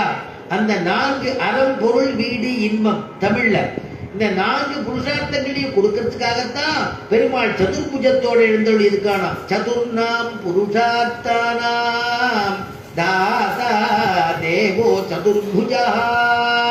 அதனால அப்படிப்பட்ட வள்ளலாம். அதனால ஆண்டாள் ஆரம்பிக்கும் பொழுதே ஓங்கி உலகளந்த உத்தமன் பேர் பாடி, ஓங்கி உலகளந்த உத்தமன் பேர் பாடி, நாங்கள் நம்பாவைக்கு சாத்தி நீராடினாள். உத்தமன் பாடின்னு சொல்லாமே, உத்தமன் பேர் பாடின்னு ஏன் சொல்லணும்னா, உத்தமன் பாடின்னா இங்க ரொம்ப அற்புதமா சொல்றா. அதுக்கு முன்னாடி இந்த விபவாவதாரத்தை போய் ராமலட்சுமணாதி விபவாவதாரம்னு எல்லாரும் கொண்டாடும் பொழுது ஆண்டாள் வாமன திருவிக்கிற அவதாரத்தை கொண்டாடினாலே ஏன்னு ஒரு கேள்வி கேட்டுட்டா வியாக்கியாதாக்கள்லாம்.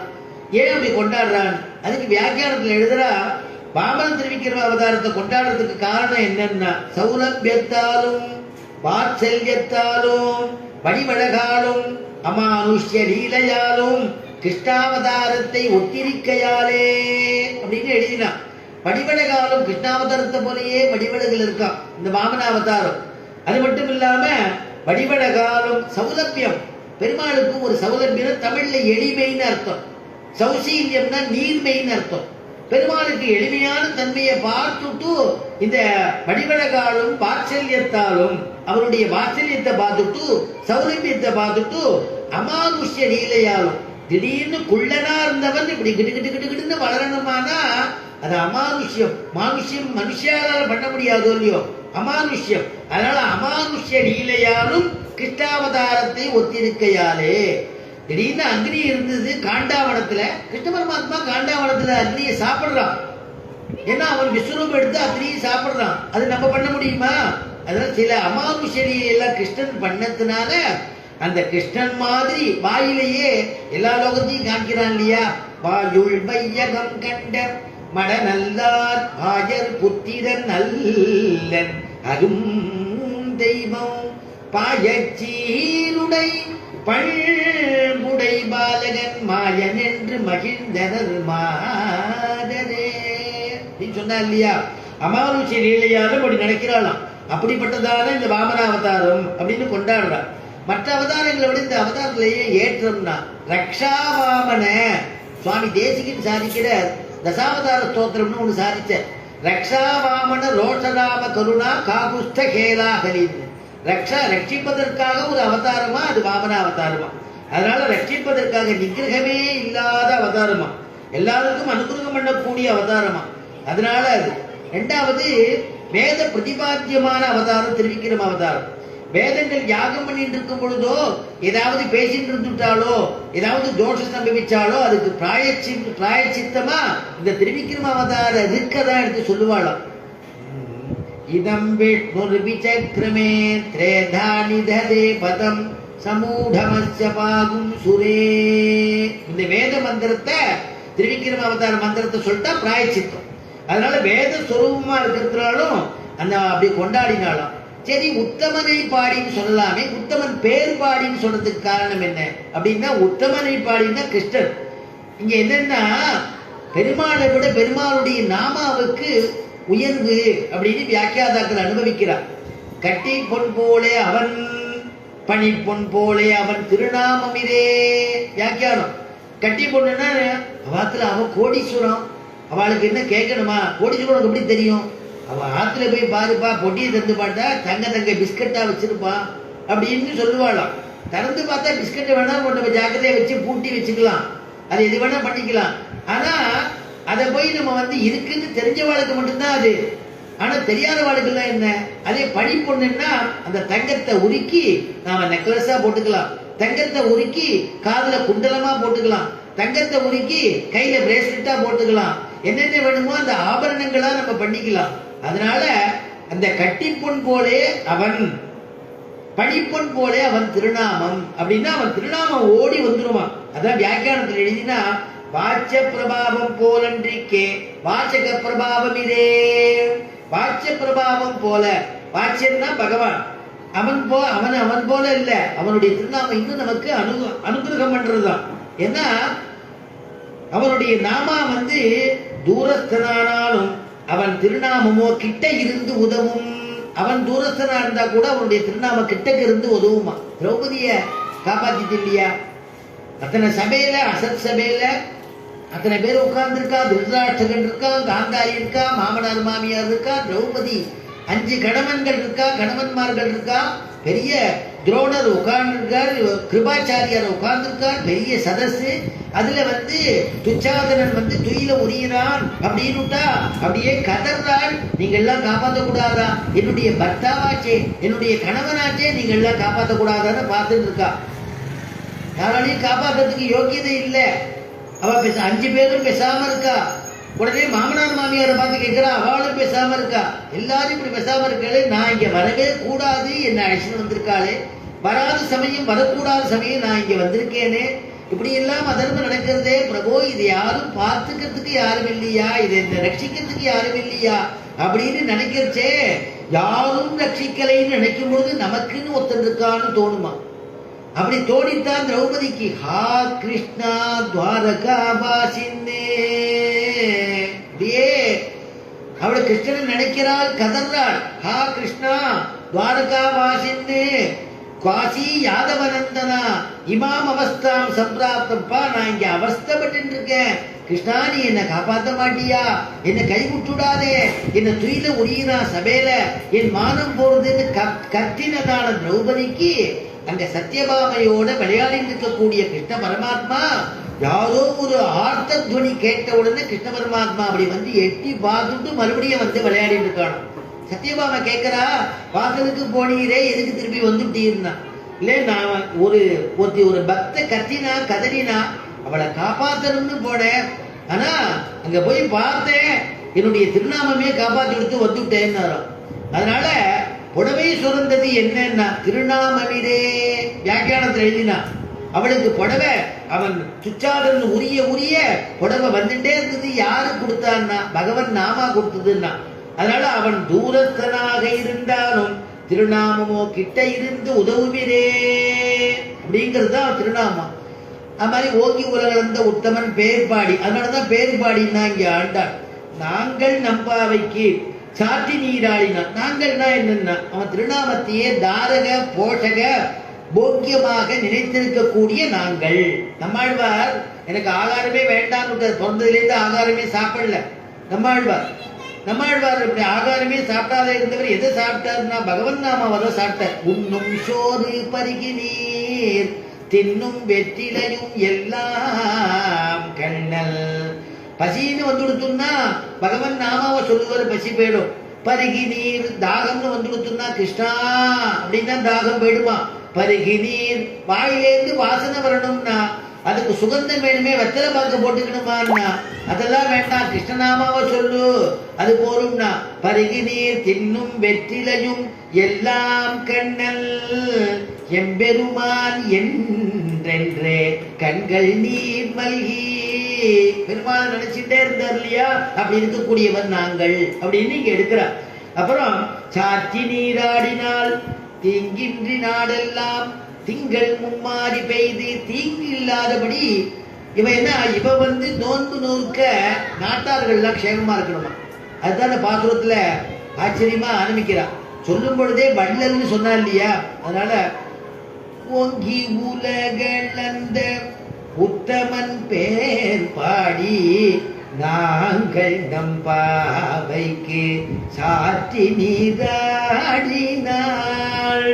நம்பாவைக்குன்னா பாவைக்குன்னா என்ன அர்த்தம்னா அனன்ய பிரயோஜனைகளான நாங்கள். எங்க வேற பிரயோஜனம் கிடையாது, ஒன்றைய பிரயோஜனமாக வந்தோம். சாற்றி நீராடினாள். எது சாற்றி நீராடினாள்? எது நீராட்டம்னு ஆரம்பத்திலேயே சொன்னேன். நீராட்டம்னா இவ போய் எல்லாரும் அழைச்சிட்டு போய் யமுனையில போய் நீராடுறது இல்ல, பகவத் சம்பந்தமாகிறதான நீராட்டம். கிருஷ்ணனோட இருக்கிறது சம்ஸ்லேஷம், அவனை பிரிஞ்சுட்டா விஸ்லேஷம்.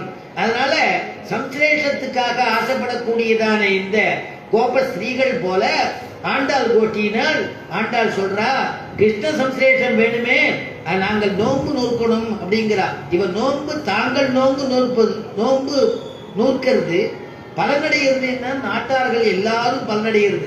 என்ன மழை பெய்ய போடுது. திங்கின்றி நாடெல்லாம் திங்கள் மும்மாறி பெய்து ஓங்கு பெரும் சென்னல் ஊடு கஜலுகள. தீங்கின்றி நாடெல்லாம் எங்கேயும் தீங்கு இல்லாம அதிவிஷ்டி அனாவிஷ்டி இல்லாதபடி சாத்வீகமான மழையா இருக்கணுமா, எல்லாருக்கும் அனுகிரகம் பண்ணக்கூடிய மழையா இருக்கணுமா.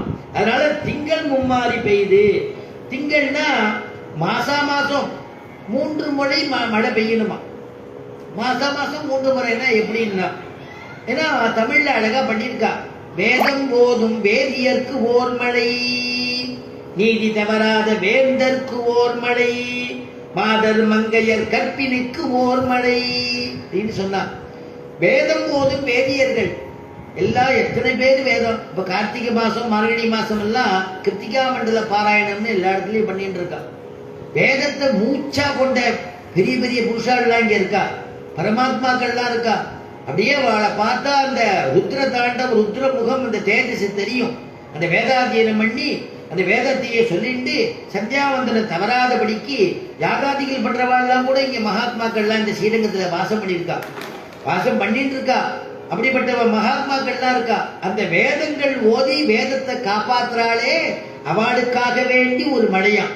வேதம் ஓதும் வேதியர்க்கு ஓர் மழை, நீதி தவறாத ராஜ்ய பரிபாலனம் பண்ணும் பொழுது, இப்ப மன்னர்கள் காலத்துல ராஜ்யம் பரிபாலனம் பண்ணிட்டு இருக்கான்னா அவ கரெக்டா ராஜ்யம் பண்ணணுமா, நீதி தவறாதபடிக்கு அதுக்கு ஒரு மழையாம். தசரதன் கேட்கிறான் இல்லையா, நான் என்ன தப்பு பண்ணினேன், எனக்கு குழந்தை இல்லையே, 60,000 வருஷம் நான் ராஜ்ய பரிபாலனம் பண்ணிட்டு இருக்கேனே, யாருக்கு நான் என்ன குறை வச்சேன், யாரிடத்துல நான் அபச்சாரப்பட்டேன், நான் வேள்வி பண்ணலையா, நான் யஜ்யங்கள் பண்ணலையா, பூஜை புனஸ்காரம் பண்ணலையா, நம்மாத்திலேயே ரங்கநாதன் எழுந்தொள்ளி இருந்தானே, அந்த ரங்கநாதனை ஆராதிச்சேனே, எங்களுடைய குலதனமாச்சே, இக்ஷ்வாகுடைய குலதனமாச்சே, அந்த பெருமாளை நான் ஆராதிச்சேனே. ஆராதவருள முதம் பொதிந்த கோயில், அம்புயர்த்தோன் அயோத்தி மன்னர் கழித்த கோயில், தோராத தனி வீரன் தொழுத கோயில், துணையான வீடனர்க்கு துணையாங்கோயில், சேராத பயனெல்லாம் சேர்க்கும் கோயில், செடுமறையின் முதலெடுத்து சேர்ந்த கோயில், தீராத தீராத தீராத வினையனைத்தும் தீர்க்கும் கோயில், திருவரங்கம் என திகழும் கோயில்தானே. ஆறாத யார் கேட்டாலும் அனுகிரகம் பண்ணக்கூடிய அருளமுதம் பொதிந்த கோயிலாச்சே. அம்புயத்தோன்னா பிரம்மதேவன் அயோத்தி மன்னருக்கு கொடுத்தானே, இக்ஷ்வாகு கொடுத்த பெருமாளாச்சே நம்ம ரங்கநாதர். ஆனா தோராத தனிவீரன் தொழுத கோயிலாச்சே, தனிவீரனான ராமபிரான் தொழுத கோயிலாச்சே. துணையான வீரருக்கு துணையாங்கோயில், துணையா இருக்கக்கூடிய விபீடனனுக்கு விபீடனன் துணையா இருந்தானே, அவனுக்கு இந்த பெருமாளை வழங்கினானாம் சக்கரவர்த்தி திருமகன். துணையாங்கோயில், அந்த கோயில் இப்ப எப்படி இருக்குன்னா, சேராத பயனெல்லாம் சேர்க்கும் கோயில், எது கேட்டாலும் அந்த பயனை கொடுக்குமா, அந்த பயனை தானே ஆனுஷிங்கிக்க பலன் சொல்றோம் இல்லையா, அந்த மாதிரி அனுகிரகம் பண்ணக்கூடிய பெருமாளா. செடுமறையின் முதலெழுத்து வேதம் சொல்றோம் இல்லையா, அந்த செடுமரத்து எந்த வேதம் எல்லாம் ஒரு அக்ஷரத்துல போய் அடங்கிறதோ, பிரணவத்துல போய் அடங்கிறதோ, அந்த பிரணவத்தையே விமானமாக கொண்ட பெருமாள். அதனால செடுமறையின் முதலெழுத்து சேர்ந்த கோயில், நம்முடைய விதைகள் சம்சாரத்திலேருந்து நம்மளை உத்தாரணம் பண்ணி காப்பாற்றக்கூடிய பெருமாளா நம்ம ரங்கநாதன். அதனால செடுமறையின் முதல் எழுத்து சேர்ந்த கோயில், தீராத வினை அனைத்தும் தீர்க்கும் கோயில், திருவரங்கமென திகழும் கோயில் தானே. அப்ப பின்னாடி ராமன் ஆராதிக்கிறார். சகபத்யா விசாலாக்ஷ்யா நாராயணம் உபாகமதி, சகபத்யா விசாலாக்ஷ்யா, சீதையோடு சேர்ந்து ராமன் கைங்கரியம் பண்றாராம். அந்த ராமன் அவதாரம் பண்றதுக்கு முன்னாடி தசரதன் கதறான், 60,000 வருஷம் நான் ஆண்டுட்டு இருக்கேனே, எனக்கு குழந்தை புத்திர பிராப்தியே இல்லையேன்னா. ஏன்னா அவ்வளவு நீதி தவறாம ராஜ்யம் பரிபாலனை பண்ணேனே, எனக்கு இப்படி இருக்கேன்னா. உடனே ஆச்சரியமான அந்த பெருமாளுடைய அனுகிரகத்தில் சுமந்திரர் சொல்ல, அப்புறம் புத்திரகாமேட்டியாக ரிஷி சிங்கரை கொண்டு யாகம் பண்ணி அற்புதமாக குழந்தைகள் ரத்தனம் போல 4 குழந்தை பிறந்தது இல்லையா. அப்போ நீதி தவறாம ராஜ்யம் பண்ணணும். அதத்தான் நீதி தவறாத வேந்தருக்கு ஓர் மழை, மாதர் மங்கை கற்பினுக்கு ஓர் மழை. அந்தந்த நாடா இருந்தாலும் அங்க இருக்கக்கூடிய மாதர்கள்லாம் கற்பை காப்பாத்திட்டு, கற்பே உயிரே பிரதானமா இருப்பாளாம். அந்த கற்பை காப்பாற்றக்கூடிய மங்கையருக்காக, அவ கற்புக்கரசியா இருக்காங்கிறதுக்காகவே அந்த இயற்கையானது பகவானுடைய திவ்யானுகிரகத்தின் பேர்ல மழை ஒண்ணு பொழியறதா, அது மாதர் மங்கையர் கற்பினிக்கோர் மழை. அதனால அந்த 3 மழையை சொல்றா. தீங்கின்றி நாடெல்லாம் திங்கள் மும்மாரி பெய்து ஓங்கு பெரும் சென்னல் ஊடு கயலுகள. அப்படி தீங்கின்ற நாடெல்லாம் திங்கள் மும்மாரி பெய்யுது அப்படின்னா, அப்படி அந்த மழை பெய்யுது, மழை வளம் குறையில பலமா இருக்கு. ஓங்கு பெரும் சென்னல், சென்னல்னா நெற்கதிர்கள். நெற்கதிர்கள் எப்படி இருக்கா, ஒன்று கரும்பு மாதிரி வளர்ந்துருக்கான், வளர்ந்து நல்ல உயரமா வளர்ந்து தூண் மாதிரி பருத்து இருக்கான். அந்த வயல்கள்ல அவ்வளவு செழுமையா இருக்கான். ஆச்சரியமா அனுபவிக்கிறா ஸ்ரீவில்லிபுத்தூர்ல ஆண்டாள். அதனால தீங்கின்றி நாடெல்லாம் திங்கள் மும்மாரி பெய்து ஓங்கு பெரும் சென்னல். அந்த சென்னல் மேல அழகா பூ பூத்திருக்கு, குவளை பூ பூத்திருக்கு. சரி, அந்த சென்னல் தான் யானை மாதிரி இருக்கு அப்படின்னா அதுல உள்ள மீன் எல்லாம் எப்படி இருக்குன்னு சொன்னா, மீனு குண்டு குண்டா இருக்கான். அப்போ அந்த மீனுக்கும் செழிப்பு இருக்கும் இல்லையா, அந்த மீன் ஒரு சென்னலுக்குள்ள போய் மறு சென்னல் அப்படி போகும் பொழுது உள்ள போக முடியலையா, அதுவும் பருத்திருக்கு இதுவும் பருத்திருக்கு. இப்படி இப்படி வாழை ஆட்டுறது, வழி கிடைக்கிறது, அப்புறமா அப்படி வழிக்குன்னு அந்த பக்கம் போறதுதான். இந்த வாழை ஆட்டும் பொழுது மேல இருக்கக்கூடிய அந்த சென்னல் மேல இருக்கக்கூடிய கதிர்கள்ல குவளை பூ இருக்கான். அந்த குவளை பூல அற்புதமாக தேன் சுரக்கிறதா. அந்த தேனை சாப்பிட வண்டுகள் வந்துடுறதுதான். அந்த வண்டு வந்து அந்த தேனை சாப்பிடும் பொழுது அதுல ஒரு மதப்பு தட்டி ஒரு மயக்கம் வந்து கொஞ்சம் சாஞ்சிக்கிறதா. இந்த மீன் இப்படி பூந்து பூந்து ஒவ்வொரு மீனா அப்படி போகும் பொழுது அது ஜூலா மாதிரி ஊஞ்சல் ஆட்டுற மாதிரி இருக்கும், அப்படியே தூங்குறதா அந்த வண்டுகள். அப்படி அனுபவிக்கிற ஆண்டாள். ஓங்கு பெரும் சென்னல் ஊடு கயலுகள பூங்குவளை போதில் பொறி வண்டு கண்படுப்ப. பூங்குவளை போதில் பொறி வண்டு கண்படுப்ப தேங்காதே புக்கிருந்து சீர்த்த முலை பற்றி. அப்படி அனுபவிச்சுட்டா இல்லையா. இப்ப அடுத்தது என்னன்னா, பூக்குவளை போதில் குவளை பூன்னு சொல்லிட்டேன், பொறிவண்டு கண்படுப்ப தேங்காதே புக்கிருந்து. பெரிய வள்ளல் பசுக்கள்லாம் நிறைய இருக்கான். அந்த பசுக்கள்லாம் அந்த கிட்டக்கு போறதுக்கே பயமா இருக்குமா. அந்த பசுக்கள் எப்படி இருக்குங்கிறத வியாக்கியாதாக்கள் எழுதுறா. சத்ருந்தி என்கிற ஒரு யானை இருக்கான், அந்த மாதிரி யானை அளவு இருக்கான் பசுக்கள்லாம். கிட்டக்கு போய் கறக்கிறதுக்கே பயமா இருக்குமா, பயந்துட்டே கறக்கணுமா. ஆனா அதோடைய சுபாவம் எப்படி இருக்கா, குழந்தையும் பெண்களும் அணையலாம் போலே இருக்கிற பசுக்கள். சின்ன குழந்தை கூட அந்த பசுக்கள்கிட்ட விளையாடலாமா, அவ்வளவு சாதுவா.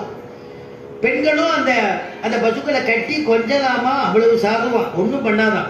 அப்படிப்பட்டதான பசுக்கள். ஆனா பார்க்க பயமா இருக்கும். அந்த பசுக்கள்ல போய் அதை கறக்கணும் அப்படின்னாக்க அது எதை போலங்கிறத திருஷ்டாந்தம் எழுதுறா. ரொம்ப சிரமமான காரியமா அந்த பசுக்களை கறக்கிறதுங்கிறது. அது எதை போலன்னு எழுதுறா வியாக்கியாதாக்கள் எழுதுறா. திருவடி சமுத்திர தரணத்தை இறங்கினார் போலே. நம்ம ஆஞ்சநேயர் இருக்கார் இல்லையா, சமுத்திரத்தை தாண்டறதுக்காக அப்படி குபீர்னு அப்படி தாண்டணும்னு தாண்டி போயிட்டே இருக்கார். முதல் சர்க்கமே நிறைய ஸ்லோகம் போறது சுந்தரகாண்டத்துல. ஒரு ஸ்லோகம் எனக்கு நேரம் இல்லையேன்னா நடுவில் இறங்க முடியாது அவர் ஆஞ்சநேயன். அத்தனை ஸ்லோகம் சொல்லி அதுக்கப்புறம் தானே போய் இறங்க முடியும். அதனால அவ்வளவு ஸ்லோகம் சொல்லிதான் ஆனோம். முதல் சர்க்கமே அவ்வளவு பெருசா இருக்கேன்னா அதனால கிளம்பிட்டார். கிளம்பி அப்படி போய் சமுத்திரத்தை தாண்டறதுக்கு எல்லாரையும் கேட்டா யாரும் முடியாதுன்னு விட்டா. ஒவ்வொருத்தரும் ஒண்ணு சொல்றான். நான் இது 100 யோஜனை தூரம் இருக்கு, நான் 20 யோஜனை தூரம் நிச்சயமா தாண்டுவேங்கிறான் ஒரு வானரம். இன்னொரு வானரம் கேட்டா நான் 30, இன்னொன்னு 50 இப்படி சொன்னானே தவிர அங்கதுன்னு சொன்னா அவன் தான் தலைவன். இந்த கோட்டிக்கு சீதையை தேட வந்த தென் திசையில வந்ததுக்கு தலைவன். அங்கதுன்னு சொல்றான் நான் தாண்டிடுவேன் பூர்த்தியாவே. சரி போயிட்டு வரியா, இல்ல திரும்பி வருவானான்னு தெரியாது. அப்ப நீ உட்காந்துக்கோ லாயக்கு இல்லைன்னுட்டா. அப்புறம் யாருமே தாண்ட முடியாதுன்னு சீதை எப்படி கண்டுபிடிக்கிறதுன்னு யோசிச்சார் ஜாம்பவான்கிறவர்.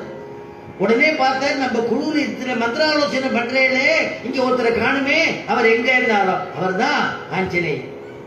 ஆஞ்சநேயன் எங்க இருந்தாராம், சரி பிரியா சோசனா அபார்ட்மெண்ட்ல இருக்கார், அவரை போய் கூட்டுன்னு வாங்க, அவர் தான் இந்த காரியத்துக்கு சரிபட்டு வருவார்னாராம். சரி அவர் தான் அபய வரத ஆஞ்சநேயன் இல்லையா, அவரை கூட்டுன்னு வாங்கன்னாராம். அந்த ஆஞ்சநேயனை கூட்டின்னு வந்த உடனே ஆஞ்சநேயன் சொன்னாராம், உமக்கு உம்மால முடியாத காரியம் ஏதாவது உண்டா, ஏன்னா அவருக்கு ஒரு சாபம் போல ஒரு அனுகிரகம் உண்டு ஆஞ்சநேயனுக்கு. உம்மால முடியாத காரியம் உண்டா நீர் எப்பேற்பட்ட பராக்கிரமம் உடையவர், குழந்தையிலேயே உமக்கு சூரியனை பழம் போல நினைச்சிட்டு சாப்பிடணும்னு பறந்து போனீரே சூரியன் கிட்ட, எப்பேற்பட்ட பிரபாவம் யாராவது நெருங்க முடியுமா? நீர் ஆச்சரியமான நவவியாக்கரண பண்டிதராக ஆனீரே, சூரியனுக்கு முன்னாடி நின்று அபிமுகமா நின்று வித்தியை கிரகிச்சின்றீரே, யாரால முடியும்? சூரிய உஷ்ணம் யாருக்காவது தாங்குமா? நீ எப்பேற்பட்ட வீரம் உடையவன், உன்னை நினைச்ச வாழ்க்கே வருமே. புத்திர்பலம் யசோதைரியம் நிர்பயத்வமரோகதா அகாட்யம் வாக்படுத்வம் சாஹனுமஸ்மரணாத் பவேத். உன்னை நினைச்ச வாழ்க்கே வருமேப்பா. நீ உன்னாலதான் முடியும் தாரா, உன்னாலதான் முடியும், உன்னாலதான் முடியும், உன்னாலதான் முடியும் தம்பினாரா. உடனே கிளம்பிட்டாரா அங்கே இருந்து. ஆஞ்சநேயர் ஜெய் சீதாராமர் புறப்பட்டார். அந்த மாதிரி அந்த சமுத்திரத்தை தாண்டது பெரிய காரியம் எப்படியோ, அந்த மாதிரி இந்த சத்ருஞ்சயனை போல இருக்கக்கூடிய, யானையை போல இருக்கக்கூடிய பசுக்கள் தேர்ந்து பாலை சுரக்கிறது கட்டங்கிறாளாம் ஆண்டாளிங்க. அதனால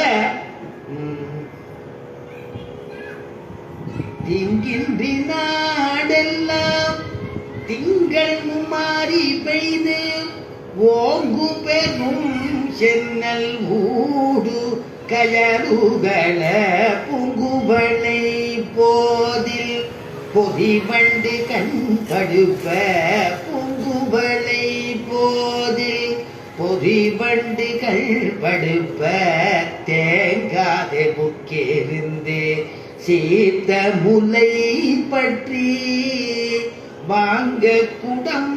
இந்த இடத்துல அந்த குடத்தை வைக்கிறாளாம், சமுத்திர ஜலத்தை பிடிக்கும் அளவு குடமா.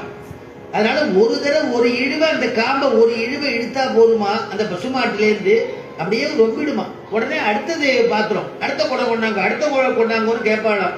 பாத்திரம் இல்லாத குறை தவிர பால் இல்லாத குறை இல்லை அப்படின்னு எழுதினா. அதனால வாங்க குடம் நிறைக்கும் வள்ளல் பெரும் பசுக்கள் நீங்காத செல்வம் நிறைந்தேலோரெம்பாவாய். அப்படி வள்ளல் பெரும் பசுக்கள்னு ஒரு வாக்கியம் எழுதினா ஆண்டார்.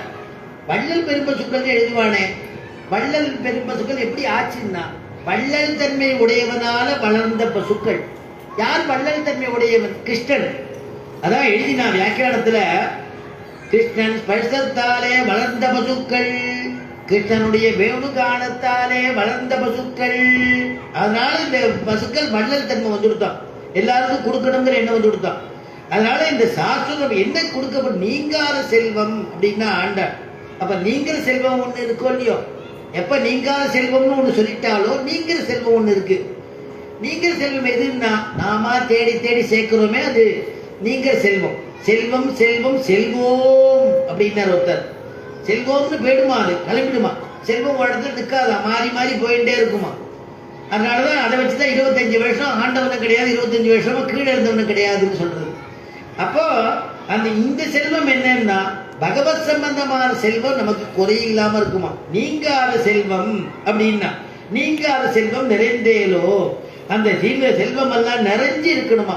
இந்த செல்வம் எங்க இருக்கும்னு சொன்னா வள்ளல் பெரும் பசுக்கள் நீங்காத செல்வம். எங்க குருநாதர் சொல்லுவார், இதுல எடுத்து சேர்த்து சொல்லுப்பா அப்படின்பர். வள்ளல் எங்க பசுக்கள் இருக்கோ அங்கதான் செல்வம் இருக்கும். அதனாலதான் அந்த காலத்துல ஆத்துக்கு ஒரு பசுவை வச்சு வளர்த்துட்டு இருந்தா, பசு கன்றுக்குட்டியை வச்சிருந்து பரிபாலனை பண்ணிட்டு இருந்தா, வெள்ளிக்கிழமை பூஜை போட்டுட்டு இருந்தா, அமோகமா இருந்தா. தனதானியங்கள்ல இந்த இடத்துல சௌரியமும் இல்லை. இப்ப இந்த காலத்துல நம்ம கோசாலைக்கு கொண்டு போய் நம்ம பணத்தை கொடுத்து அவளை பண்ண சொல்றோம், அங்க நடக்கிறது தர்ம காரியம். அதனால இங்க எங்க பசுக்கள் இருக்கோ அங்க செல்வம் கொழிக்கும்னு ராவணன் ராமாயணத்துல விபீஷணத்துல சொல்றான். விபீஷணா, உன்னை பத்தி எனக்கு தெரியும், நீ ராமன்கிட்ட போறேன்னு கிளம்புற, ராமன்கிட்ட போக போறேங்கிற, உன்னை பத்தி எனக்கு தெரியும். வித்யதே கோஷு சம்பன்னம் வித்யதே பிராமணே தமகா வித்யதே கோஷு சம்பன்னோ வித்யதே பிராமணே தமஹ विद्यते स्त्रीषु चापल्यं विद्यते ज्ञातितो भयं विद्यते ये ज्ञातितो भयं உன்னை தெரியும் எனக்கு விபீஷணா ராமன் சொல்றான் வித்யதே கோஷு சம்பன்னம் அவன் சொல்லக்கூடிய முதல் வரியே எங்க கோஷு எங்க கோ இருக்கோ எங்க பசுக்கள் இருக்கோ அங்க செல்வம் இருக்கா கோஷு சம்பன்னம் வித்யதே பிராமணே தமஹா எங்க பிராமணோத்தமா இருக்காளோ அங்க அடக்கமா இருப்பா நல்ல வேதவாத்தியம் சதுர்வேத புருஷமும் வாசிச்சிருப்பா 4 வேதமும் கற்றிருப்பா ஆனாலும் அடக்கத்தோட இருப்பா என்ன சாஸ்திரமே சொல்றது வித்யா ததாதி வினயம் வினயாத்யாதி பாத்ரதாம் பாத்ரத்வாதி தனமாப்னோதி தனாத் தர்மம் ததசுகம் வித்தை என்ன கொடுக்கும்னா வினயத்தை கொடுக்கணும் அதுதான் உண்மையான வித்தை வித்யா ததாதி வினயம் சரி வினயம் கொடுத்தப்பறம் என்னன்னா இவர் சத்பாத்திரம்னு எல்லாரும் சொல்லுவாளாம் வினயாத்யாதி பாத்திரதான் பாத்திரத்வாதி தனமாப்னோதி அந்த சத்பாத்திரம்னு ஆயிட்டார்னா தனம் தானே வந்து சேரும் சரி தனத்தை வச்சு நம்மளே அனுபவிச்சுடாலும் அனுபவிக்கப்படாது 4 பேருக்கு தான தர்மம் பண்ணணும் எவ்வளவுக்கு எவ்வளவு கேணியில ஜலத்தை இறக்கிறோமோ அத்தனை ஊறும் இல்லையா அதனால இங்க என்ன பண்ணுவாராம் வேதாத்தியனம் பண்ணவா பண்ணினா கூட அவளுக்கு அடக்கமா இருப்பாளாம் அதனால வித்யதே பிராமணே தமகாய வித்யதே ஸ்ரீஷு சாபல்யம் ஸ்திரீகளுக்கு எவ்வளவு கொடுத்தாலும் எவ்வளவு இன்னொரு இது வாங்கினா தேவையில்ல அது வாங்கினா தேவையில்ல ஏதோ ஒரு காரியத்தில் சாபல்யம் இருக்குன்னுட்டு வித்யதே ஞாதிதோ பயம் சும்மாவா சொன்னா ஞாதிகளுக்கெல்லாம் ஒரு ஞாதிகளுக்குள்ள அப்படியே அக்னி மாதிரி வயத்துக்குள்ள இருக்குமா அந்த அக்னி வெளியில தெரியாதான் அதை வந்து ராவணன் சொல்றான் விபீஷணா ஞாதிகள்னால்தான் ஆபத்து நீ எனக்கு கூட பிறந்தவனாந்து எனக்கு நீ உதவ முடியலையே நீ கிளம்பி போறேங்கிறியே நீ போய் சேரு நீ எனக்கு உதவ வேண்டாம் நான் பாத்துக்கிறேன் அப்படிங்கிறானோ அதனால இந்த இடத்துல சொல்லும் பொழுது வித்யதே கோஷு சம்பன்னம் எங்க பசுமாடு இருக்கோ அங்க செல்வம் இருக்குன்னா இதுல அடியனுடைய குருநாதர் சாரமான ஒரு அர்த்தத்தை சாரதமமான அர்த்தத்தை சொல்லணும்னு சொல்லுவார் ஒரு 10 நிமிஷத்துல முடிச்சுடுறேன் சாரமான ஒரு அர்த்தத்தை சொல்லணும்னு சொல்லுவார் இந்த பசுவை சொல்றச்சே பசுவை ஆச்சாரியனோட ஒப்பிட்டு சொல்லுவார் பசுவை ஆச்சாரியனோட ஒப்பிட்டு சொல்றதுன்னா பசுக்கு என்னன்னா பசுவனுடையதான பசுவனுடைய உடம்புல 14 லோகங்கள் இருக்குன்னு சாஸ்திரம் அதனாலதான் நம்ம கோபூஜை பண்றோம் எந்த ஒரு கோயில் சம்பிரோஷணம் எது பண்ணாலும் கோபூஜை பண்ணிட்டு ஆரம்பிக்கிறோம் ஆத்திலேயே புதுசா ஒரு வாங்கியிருக்கோம்னா கீழே கோபூஜை பண்ணிட்டு அங்க போறோம் பசுமாடையே உள்ள அழைச்சிட்டு போறோம் சப்போஸ் அது கீழ் வீடா இருந்ததுன்னா உள்ள அழைச்சிட்டு போறோம் தனி வீடா இருந்தா அழைச்சிட்டு போறோம் ஆனா 14 லோகங்கள் இருக்கு 33 கோடி தேவதைகள் அங்க வாசம் பண்றானெல்லாம் சாஸ்திரம் சொல்றது அதனால 14 உலகங்கள் இருக்குன்னு சொல்றது ஆச்சாரியன்ட்ட 14 சாஸ்திரங்கள் தெரியுமா ஆச்சாரியனுக்கு 14 குணத்தோட கூடியதான சாஸ்திரங்களோட கூடியதான ஆச்சாரியன் அப்படின்னு எடுக்கிறார் 14 எப்படி அவ கட்டிருக்க முடியும்னா 4 வேதங்களும் தெரிஞ்ச ஆச்சாரியனா அந்த வேதத்தினுடைய அங்கம் வந்து 6ன்னு சொல்றது அந்த 6 அங்கத்தையும் தெரிஞ்சவா புராணம் 2 விஷ்ணு புராணம் ஸ்ரீமத் பாகவதம் அதை தெரிஞ்சவா இதிகாசங்கள் 2 இது ராமாயணம் மகாபாரதம் அது தெரிஞ்சவா இப்படி 14 சாஸ்திரங்களும் தெரிஞ்சதான ஆச்சாரியன் பசு சரீரத்திலிருந்து பாலை கொடுக்கிறது ஆச்சாரியன் நமக்கு அது சரீர போஷணத்துக்கு பால் உபயோகப்படுறது ஆச்சாரியன் நமக்கு கொடுக்கிறது ஞானப்பால் ஆத்மா கரையேறதுக்கு ஞானத்தை உபதேசிக்கிறார் பரமாத்மா இவர் தான் பார்த்துக்கோன்னு நமக்கு நம்மகிட்ட காமிக்கிறார்